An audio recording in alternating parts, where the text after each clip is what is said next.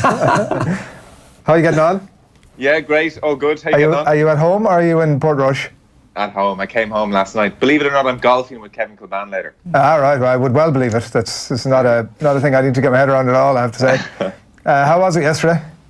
Yeah, it was great. Brilliant crowds. 237,000 across the week, and so it's jam packed. Logistics all good.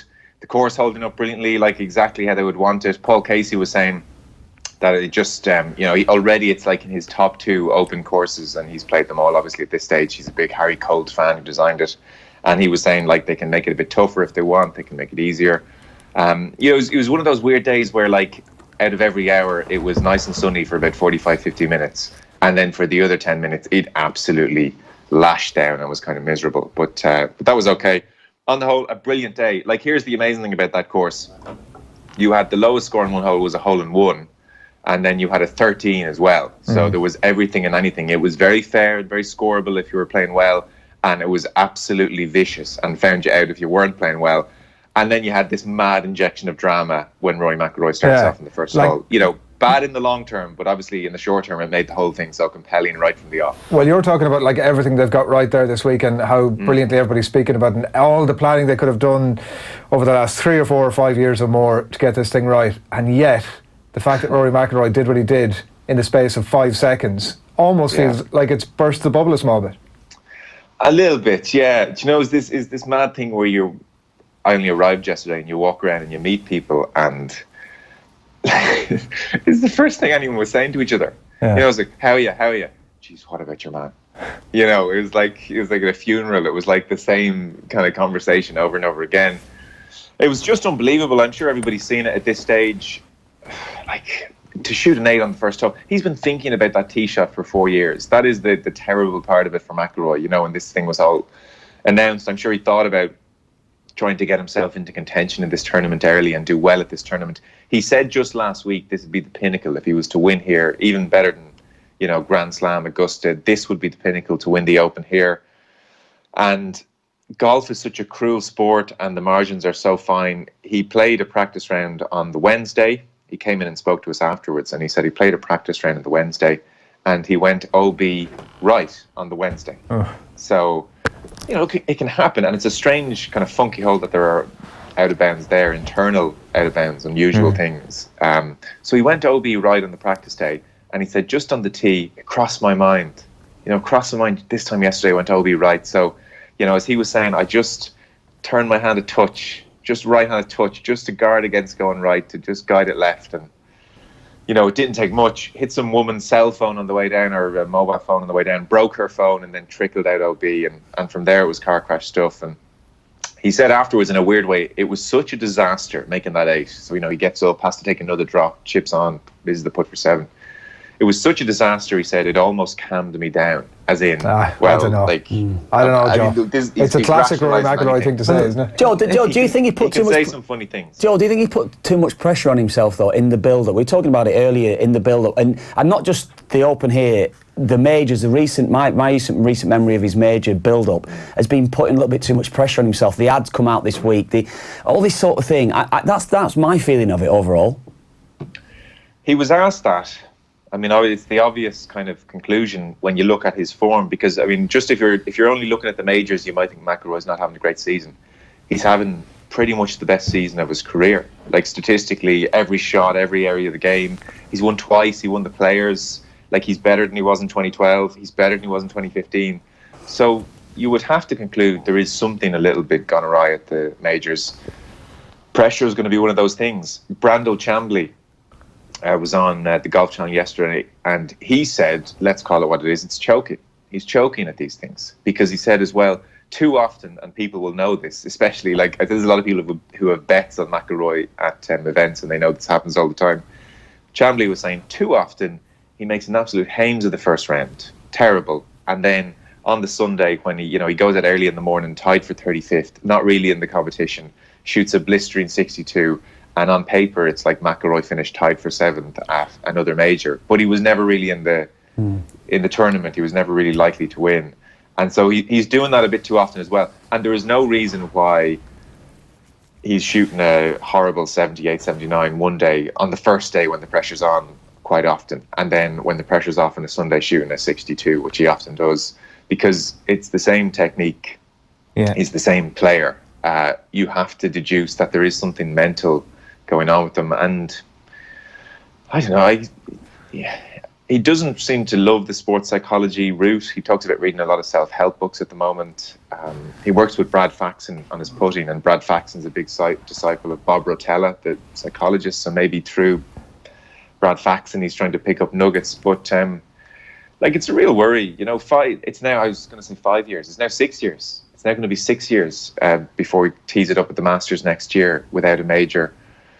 He may, over the next 230 odd days, really have to sit down, really be honest with himself, Kev, and say, yeah, there is something happening at these majors that I'm not quite getting right, and I do need to go and see someone, or I do need to do something about it. Now, look, he's going to know that more than me. I don't know what's going wrong. But certainly on the outside, there's a fairly well-entrenched pattern now, which he's going to have to look at, because what happened yesterday was terrible, really. Is he too easy on himself, Joe? Because you talk about that idea of the brilliant 62 on the final day when he's not in contention, and it kind of adds a gloss onto his performance at the end of the weekend. Is he buying into that gloss? Looking at his quotes yesterday evening and stuff, initially I thought fair play to him for cracking a joke about it, but the more you think about it, the more you're like, why isn't this guy a little bit harder on himself? Why isn't he showing a bit more negativity? I know it's a terrible thing to say in the aftermath of a disastrous round. I know what you mean. I really do know what you mean. It's this weird thing where, because he said as well, I've got to keep my perspective on life, and I'm happy, and my friends don't think any less of me, my family don't think any less of me. I'm going to go and have dinner, and I just got to go again. And it's such a brilliant perspective. He's so right, and he shouldn't be completely defined by it. And yet, with so many of the great champions, you could imagine their reaction if they had done what he had just done in the press conference. They would have been fuming. Perspective would have been out the window. Quietly, you assume that he is beating himself up over it. I wanted to punch myself in the face. That's pretty... Yes. In terms of That's true. And we can be very harsh on Rory, there's no doubt, me more than anyone, because there's so much talent. Funny enough, he said what bothered him more than the OB on one was the 3-putt on the par 3 16 Calamity, where he had, there's that dreadful moment, I'm sure people have seen it, hits the first putt near, misses the second putt, and then, in his own words, he lost concentration. He was berating himself over missing the second putt, that he missed the one coming back, and made an unforgivable 5, or to use his word, inexcusable. He said it was just inexcusable. So he doesn't totally give himself a free pass. Maybe he doesn't beat himself up to the extent that others do, and he's not a tortured soul, though. He's definitely not a tortured soul. And he will digest this relatively quickly. The mad thing, and you get all different types. I was saying to Nathan last night, Paul Casey was playing with Rory, and there was this lovely thing where there was about 5 of us who just, everyone was waiting for Rory, so we were just chatting to Paul Casey, and I was sort of saying to him, geez, when you think about it, OB left, OB right, that's a tough tee shot. Were you sitting there a little bit nervous as well? And he sort of smiled and he said, I've got to be honest. And he said, this isn't good, but I didn't know there was OB on the first until Rory hit it out there. He said, I'm going to know tomorrow. Thanks for the heads up, mate. Yeah, no, totally. He looked at me and said, thanks for that, though. Yeah. One last one on Rory. Just what's going to happen to him today? Because we've just been debating sort of his reaction to this. He could easily go out and make mugs of us all and get himself back to level par or something approaching it. What's the expectation from him today? Who knows? Who knows? He could do one of both, couldn't he? What he certainly said was, I'm probably out of the tournament. I have to concede that. You're not going to win it after shooting a 79. But I desperately do want to go out, shoot a good round, be around for the weekend. I think he's acutely conscious that him not being here for the weekend is not great for Portrush and the memory of the tournament and for fans coming. So, look, I put it this way, and we'll get on to Tiger, I'm sure. Tiger Woods has already booked his private jet. I mean, I would say he's getting from the 18th straight to that car. He's going to be in Florida before, and most people get home from Portrush this evening. Whereas I got the distinct impression Rory is very, very keen to try and fight very hard and hang on for the weekend. And look, it wouldn't surprise me if somehow he has a great weekend and ends up in the top 20, because he is playing great golf. Did you see much of your sporting idol yesterday? Yeah, it was amazing. Look, he was 90% of the reason I was going up. It's kind of terrible in a way, but you get to see other people a bit more often. So I drove up because you get the one bit of access you get is to stand maybe 10, 15 metres from the guys when they warm up. So you get 2 hours about 10 feet from Tiger Woods, and that was kind of enough of a deal for me. chipping away, putting, like, it is mad, the phenomenon of Woods, when the first time he walks by a bunch of 5-year-olds who are saying, Tiger, Tiger, Tiger, you think, oh, Tiger, come on, would you not? And then when you spend half an hour with him, you realise it's just a weird existence. I mean, the amount of people just swarming on him, his every move, camera phones go straight up. It's so intense around him, even around the putting green and the chipping green. But it's great to watch him go about his business, because he is iconic. You know, whether you like him or not, he is a man apart, and everybody recognises that. The mad thing was, I could have told you before his round it wasn't going to go well. No exaggeration, and it was really sad to see it.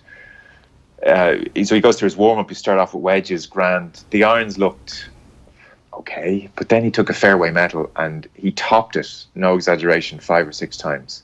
Like, he was trying to hit this high cut with the fairway metal, and he must have just, like, 100 yards lower or along the ground to the left. Like, the gallery kind of watching in the distance at the range kind of went, ugh.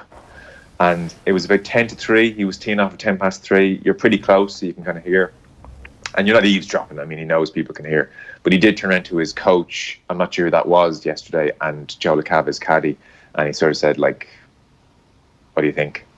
You know, this is 10 minutes before you're about to tee off at the Open, and the coach kind of stepped in and gave him something, and, you know, he hit 1 or 2 okay ones after that. But, you know, like, they hop in the buggy and they're still kind of in deep conversation, and I was walking behind trying to, you know, I was going to follow them on. But you can hear his arrival at the first, and the crowd are giving him this huge welcome. And it was this amazing moment where I was thinking, you know, he knows, you know, he's got this weird thing where he's got to wave to the crowd, and he knows he doesn't have it. And, like, he duly didn't. And look, speaking to people who know more about the swing a lot more about the swing than me, quite clearly, they were saying he wasn't turning through the ball well enough with his body. And when that happens, you get out of sync. You have to start saving it with your hands. He was turning a lot of them left. He's not right, you know. His body is definitely not right. People say, oh, it's a bit cold. It's not that cold. Like, you know, if he can't play in what it was yesterday, kind of mid-teens, high teens, he can't play in a lot of places. The Masters, it looks increasingly like the Masters was the high point. That was it. Like, if you were a Tiger fan, you got that big bash return, and that was amazing. And it's very hard to imagine him now doing much else. That sort of level of scrutiny, it's like having coffee with Kevin Kilbane, the constant selfies, Joe, you know yourself, the autograph requests, it's just an uncomfortable existence. I'm just talking to Kev sometimes, and I just want to say to the public, can we have 5 minutes? Just give me a minute with my friend here. Come on. Give me a minute with him. Give the man a life. Absolute tool. And then what's it like out of the office, Joe? Here, Shane Lowry, Joe, obviously is maybe the only Irish player under par after the opening round, and is a guy who's shown a bit of form, obviously, in majors, and maybe he's at that point of his career now where he's actually ready to go and get this. Yeah, you hope so, don't you? Birdies on 3, 5, 9, 10, 12. Just the one bogey on 11. Peter Lowry was saying the other day that the greens are like kind of 10 in the Stimpmeter, that bit slower. That'll suit him. You know, he can be a bit aggressive with his putt and doesn't have to worry about a horrible 5 or 6 footer coming back the other way. Like, McGinley was saying it yesterday on TV, everybody underestimates how good a player Shane Lowry is. Brilliant ball striker. Like, and then around the greens, touch and imagination and feel and all the stuff you need for links play. He had a great first round at Lahinch 2 weeks ago, and then was physically sick on the course the next day, and that derailed him somewhat. It was very interesting afterwards yesterday. You know, shoots this 67. He's tied for second. By the way, I'm glad he's not top of the leaderboard. I just think that would have been too much pressure to try and go wire to wire. Better off sleeping on the lead as few nights as possible in my book. But he was saying the night before yesterday, so Wednesday evening, he wasn't feeling good mentally. His practice hadn't gone well. He wasn't feeling comfortable. So he rang up his coach, Neil Manship, and they met for a coffee for about 45 minutes and hashed everything out, talked about everything. What if you... well, not that this should become a saying. What if you have a Rory McIlroy on the first hole? What if you're leading? What if this happens? What if that happens? How are you going to cope? What's the reaction going to be? And he came away from the coffee feeling a little bit more at peace. Okay, worked through this a bit more, a bit relaxed, and went out and played great stuff. It's not the first time, or I suspect the last time, that Neil Manship has been very good at just getting Shane that bit calmed down and in a good place when he can play his best golf, and his best golf is excellent. Because, you know yourself, Shane is very much of Ireland. So he feels the Port Rush thing as much as McIlroy, as much as McDowell. Clark and all these guys. He feels that it's an Irish. It's interesting. It felt like an Irish Open, a big Irish Open, just full of Irish people. It doesn't have that international feel that it would have for us when we usually go. So I think he feels all that, and he played really well. As you said, Adrian, his form was good. He's won in Abu Dhabi. He was good at the Irish Open. Again, it's another calm day. Go out, try and do your best stuff. There's going to be bad holes out there, but you would not be surprised to see him in the mix on Sunday. He's at that stage in his career. He's at that age now. Where are you playing today? Keith Andrews is going to take us out to Portmarnock Links. Did you get the invite on? The hotel. I did not. What's the At least you don't play golf. I mean, What's the over-under off the first tee? Is it above or below 8? Who's hitting, Kev? Can I tell a little story on Shane Lowry as well? Absolutely. Right, so I met him about 3 or 4 weeks ago, just after the US Open. So I was down at the Cape Club. I wasn't actually playing golf. I was just there for extracurricular activities, But anyway, I don't know what that means. I was down there. So as I was sat in the clubhouse there at the Cape Club, Shane Lowry walks in, and it was the weekend after. So it was only 3 days after the US Open. So he went to San Francisco for 2 or 3 days after the US Open. He flew back into Dublin on that Wednesday morning. And he only had 1 day in his schedule to fill in for a charity golf 3 or 4 ball that he gave up the year before. He had 1 day in his schedule across this summer to fulfil this commitment. And he went down to the K Club that day and he played in a 4 ball where it was pissing rain, lashing rain. I mean, ridiculous weather. He stuck to his commitment, played in the round of golf with these lads that he'd given up at a charity day to fill it into the schedule before he could obviously practice ahead of the Open, practice ahead of other tournaments. So I think it shows what a decent fellow he is, actually. They actually fulfill that commitment and went and played golf that day as well. So it's a lot of those sort of traits that people want. He is, but it's the reason people want to see him get over the line. What a man. I was mightily impressed with that, particularly after that US Open as well, yeah. It might well be the most celebrated Irish sporting moment if he wins since Robbie Brady's goal. If ever there's a man that you'd want to win, it's him, isn't he? I'd be desperate for him to win, particularly with his start anyway. Enjoy, Joe. Thanks a million. All right, fellas. Thanks a lot. Bye. Cheers, Joe.